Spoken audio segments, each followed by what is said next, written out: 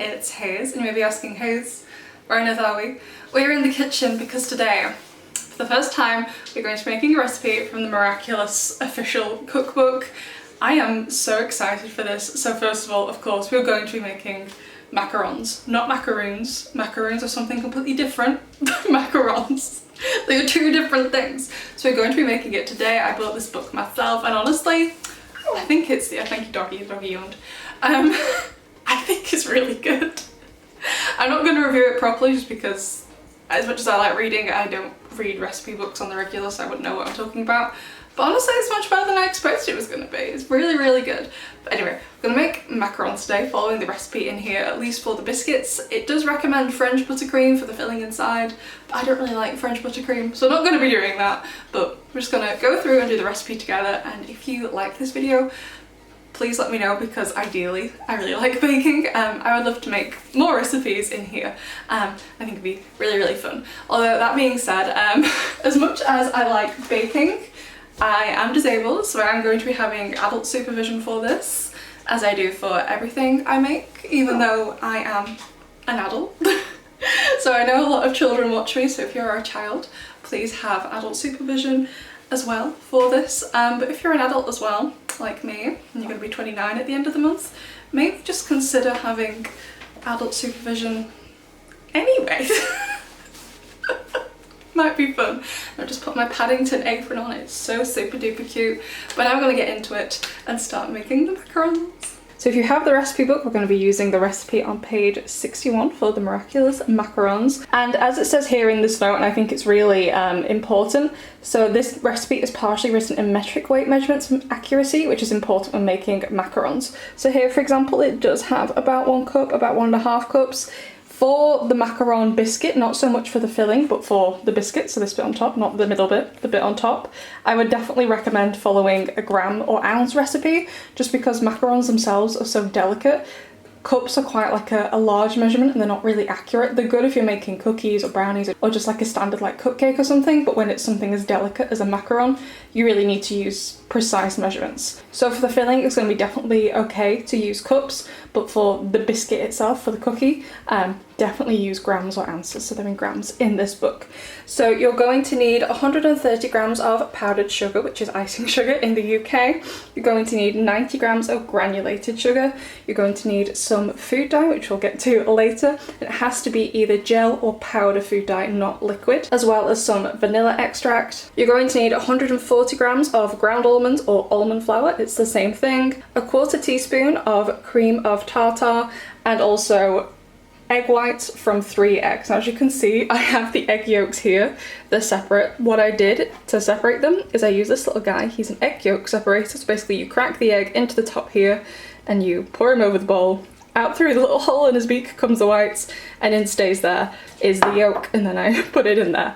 If you've never separated whites from the yolks before, I know a lot of people, you might see them in videos, they'll just leave it in the eggshell and they'll kind of pass it back and forth between them. Which does work, don't get me wrong, but if you've never done it before, you could risk piercing the yolk, which then gets into the egg, and then you'd have to start again, as in get into the egg white, you'd have to start again at that point. So if you've never done it before, I would recommend getting this guy, or just wash your hands and do it by hand. Just crack the egg into a bowl and carefully put your hand under the yolk and scoop it out. It is going to feel gross, I promise, but it will work. And I've saved the yolks because I'm going to have an egg yolk omelette after I finish filming, and it's going to taste absolutely amazing. And also, if you're in a country that needs to keep their eggs in the fridge, we don't typically need to here in the UK, make sure they're at room temperature before you start this recipe. They're always at room temperature here, so not a problem for me, but it might be for you. However, before we actually start incorporating any of the ingredients, I'm going to put these almonds in the food processor. They are pretty fine, they are pretty ground up already. I've washed my hands, don't worry. They are pretty fine. However, you want all the ingredients as fine as possible. Basically what's going to happen, the finer your ingredients are, the smoother this top of this macaron is going to be. So don't worry if you don't have a food processor and can't grind this up even more. It just means the top of this cookie is going to be a little bit rough, but you know, they're just for fun. You're probably not going to be selling these in your commercial bakery, which is why you can separate the egg yolks by hand, okay, because no one will care. But basically that's all it means. So the smoother you can get these almonds, the smoother the top of this cookie is going to be. So I'm going to do that first before we actually start incorporating things. So the first step after measuring everything out is to start by whisking up or beating up the egg whites. So for this I am using the Breville hand mixer. Stand mixers are very expensive and we also don't have room for a stand mixer, but you can do this with a normal whisk, although please know it will take forever. It is possible, but it will take forever. Anyway, you want to make them kind of foamy, a bit like this, but more, basically. So just keep going. Take about 30 seconds to 2 minutes, doesn't take long. So it's a rather quick step, so you can see I'm carrying on doing it. That's what you kind of want to go for. So at the start you could see right through them. It's kind of a little bit, not all the way through, but you could see largely through them. Now you can't see through them at all. So once you've done that, you want to add the cream of tartar, and I didn't get it out. And I didn't get it all out the dish the first time, great. So I'm just scraping it in with my finger, why not? And then you want to add in the granulated sugar gradually. So I think in the end I added it all together in like 4 different parts. So you want to start whisking, and once all that sugar from the first pass has been incorporated into the eggs, as in you can't see it anymore, add a bit more, whisk it in. When you can't see it anymore, add a bit more in, whisk a bit more. When it's gone, add in the final bit. So basically just did it in 4 parts. You can see the eggs slowly getting bigger and bigger and bigger, because basically what we're doing at the minute is making a meringue. Basically with macarons, you make a meringue and then you add in extra things to make it not a meringue, but it is very similar to meringue. If you've ever had a meringue and then a macaron, you'll notice they are very similar in texture, but they're not quite the same thing. Then once you've incorporated all of the sugar, you basically want to whisk this on high until you get meringue, which is, in this context, a stiff peak. So you can see here it's getting slowly thicker and glossier, but you want to keep going until when you lift the beaters out of the mixture, they stand up on their own. So as you can see here, they fall over. So we haven't achieved it yet, but here we have, this is what you want to look for. As you can see on the beaters, the peaks are standing up on their own. So once you've done that, you want to sift in your almond flour and icing sugar. Not all of it all at once, I did about half of each here. So you want to sift it in, again like I said before in the opening of the video. The smoother you can make your mixture, which is basically here because the eggs is basically already smooth. So the smoother you can make your icing sugar and the almond flour, the better. So even though I did already put my almonds in the food processor, I'm still going to sift them in. Then you basically want to fold everything in. So if you've never folded batter before, you basically scrape the bowl as you go right to the bottom of the bowl with like a flat spatula and just scrape it up and then fold it, and then go to another part of the bowl, fold it again.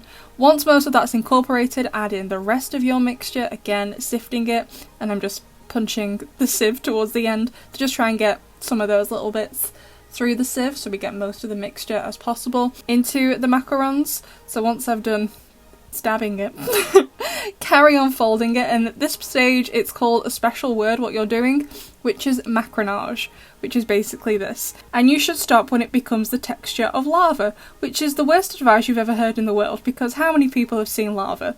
Really not that many, myself included. People also say it should be the texture of wet sand, but I really don't feel like wet sand behaves the way macaron batter should look when it's ready. I also doubt many people have seen wet sand if it behaves the way a macaron batter should do. So as you can see, I'm scraping down the bowl, keep on folding, and basically the best way to know when it's ready is when you lift up some of the batter on your spatula, as you can see here, and it can form a figure of 8 without breaking, which is what I'm doing here, which basically means it is absolutely ready and you should stop. Now I am separating a little bit of the plain icing before I colour it because I want to try and make the marinette macarons. Spoilers, didn't work, but I'm happy I tried. So now I'm adding in this pink gel food colouring. The reason it has to be gel or powder and not liquid is because of macarons are very delicate. You really don't want to introduce any more liquid into the mixture at this stage, so gel or powder is the best. I didn't add much, just a little bit, and again start folding it in. I did actually end up going in and adding a tiny bit more. Honestly, it is really difficult from my experience of making macarons to make them a really bold and vibrant colour. But it is what it is. So here you can see the fully pink mixture, but it does look a little bit peachy because macarons are hard to dye. So now we need to put the macaron mixture into a piping bag. So if you never put things in a piping bag before, let me show you the way I do it. So you want to get a piping bag and a glass and basically put the piping bag inside and then fold the excess over the top. And the glass basically acts like a little funnel which will help stand the piping bag upright. Professionals can just hold the piping bag in one hand and put the batter in with the other, but I'm not a professional, and if you've never piped anything before, hopefully this will help you. So just gradually scrape down your bowl and add the macaron mixture into the piping bag. Honestly, I do this all the time. I probably would be able to do it with my hand by now, but like this is far easier, so, you know, why do it any other way? You know what I mean? So once the mixture is all inside the piping bag, just lift up those edges that were over the side of the glass. By the way, don't cut the piping bag before you do this. Keep it intact. You just want to shake it, make sure it's all in there, and scrape it down, head it towards the end, but not all the way because you obviously want to cut a hole in it. And once you've cut the hole in it, get your baking tray ready. So you need to get some parchment paper. However, parchment paper usually has a tendency to roll up. So what we're going to do is remove it for a second, and just in the corners, pipe a little dot, which is basically going to act as like glue for the parchment paper, the baking paper. So it doesn't roll up when your macarons are resting, which will ruin the macarons. And basically just put the parchment paper back on top and stick it down in those four corners. It's worked every single time, and it will just bake, and then you can just scrape it away with like a butter knife after the macarons have baked. And now it is time to actually start piping the macarons. So you don't want to pipe the macarons too close together because during the resting process they are going to spread a little bit. So you don't want them too close together, but usually they're pretty small, so you can get away with quite a few in a line together. And for the piping technique, I'm not sure I'm the one to give tips, but have one hand above the bag, so above where all of the mixture is, which is what my right hand is doing, and my left hand is guiding it. Now, I'm not actually sure, so I am actually right-handed. I don't know if it would feel better the other way around, but I've always done it like this, so maybe depending what hand you write with, try both ways and see which one feels more comfortable for you.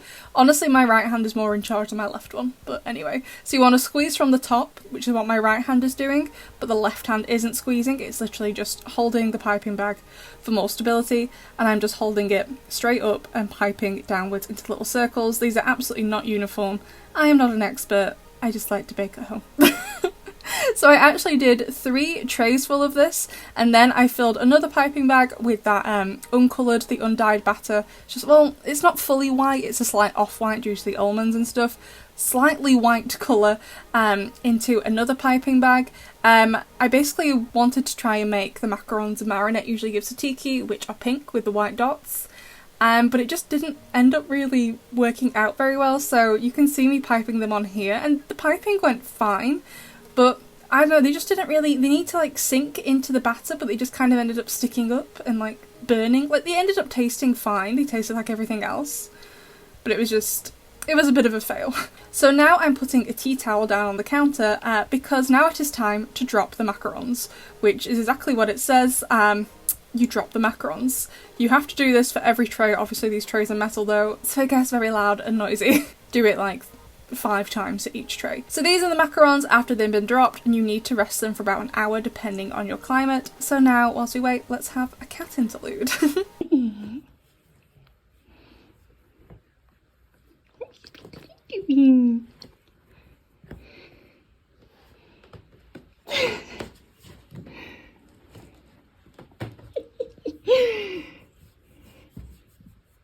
Silly girl. Silly. Oh, big toe.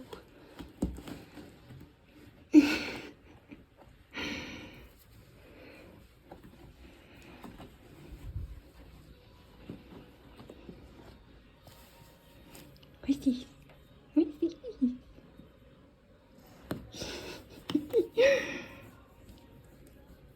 So these are the macarons after they've been rested. They look the same as before, really. However, you'll know they're ready when you can touch the top of one of them and it comes away with nothing on them. So you want to bake them for 12 to 15 minutes on gas mark 2, 150 degrees Celsius or 300 degrees Fahrenheit, depending where you are and what your oven is in. My oven runs a little bit cooler, so I did them more for actually 17 minutes. So now it's time to make the buttercream. Now, as I said before, I don't like the French buttercream recipe. I just don't like French buttercream. I prefer more like American style buttercream.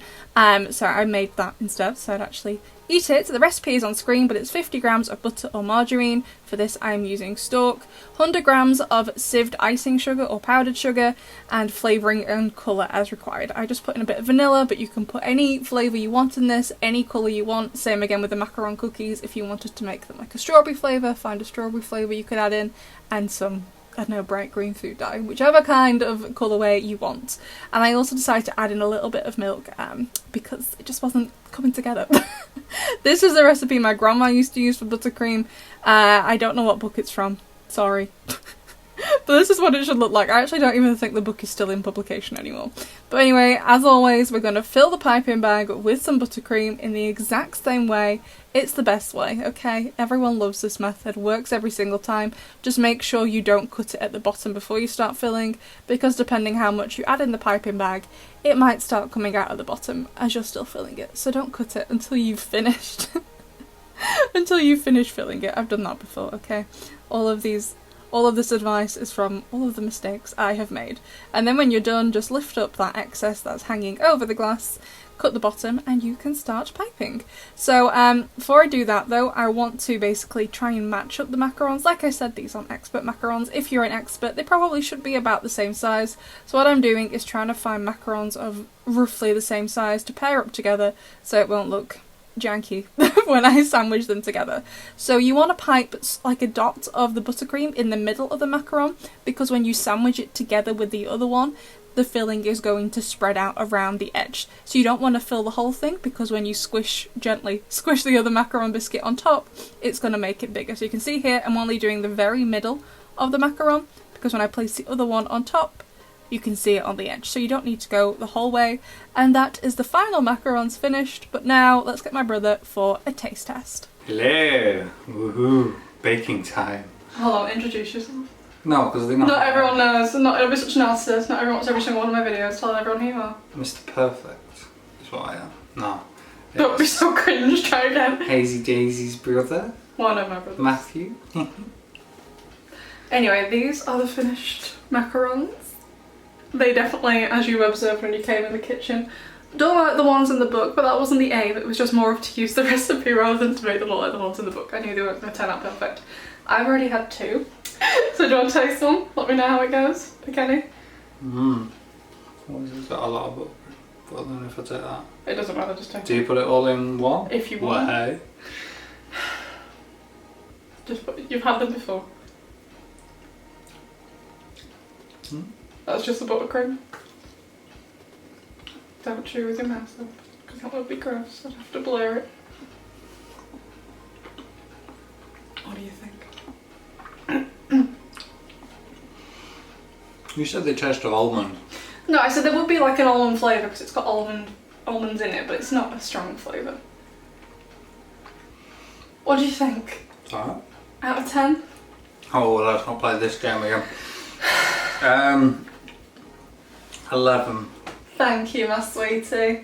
Oh, they're good. You have another one. Great. It's one of the default ones. Oh, the one They should still taste the same. It's just being a bit of a different texture. They should still taste the same. You happy with them? What do you think I should make next out of them? I don't know what's in it. Do you want to pick the next one? I will. We can do it after. Right. Thank you, everyone. That was the video. I don't think you have anything else to say. Do you want to say bye first? Bye bye. Bye!